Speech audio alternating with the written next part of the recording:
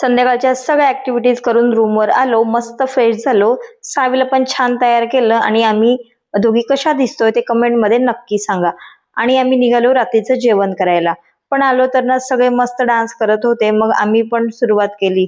पण आम्ही सुरुवात केली तसे सगळेच गायब झालं. माझ्या सावीचा डान्स तर एक नंबरच होता. हिचा डान्स बघून तर मला ना हसूच आवरत नव्हतं. मी मस्त मज्जा करून घेतली. तसं पण गाणं वाजलं की आपल्या अंगातच येतं. मग थोड्या वेळ ना कॅरम, चेस जे गेम होते ते मस्त खेळून एन्जॉय केलं. आणि मग ना खूप जास्त भूक लागली होती आणि मग मस्त ना जेवणावर ताव मारून घेतला. रात्रीची झोप वगैरे घेतली आणि ना सकाळी मस्त फ्रेश ब्रश वगैरे करून ना मस्त फ्रेश झाले. आणि मग ना बाल्कनीतून हे गार्डन सुद्धा दिसत होतं सावीला.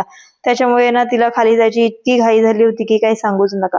तर सावीला कधी खेळायला जाते असं झालं होतं. आणि पोरांना हे सगळं पाहिलं की धीर निघत नाही. आणि मग सावी सोबत ना मी सुद्धा एन्जॉय केलं. सावी तर फारच खुश झाली होती. घसरगुंडी, झोका, हॉर्स हे सगळं करून तिला खूप जास्त मज्जा आली होती.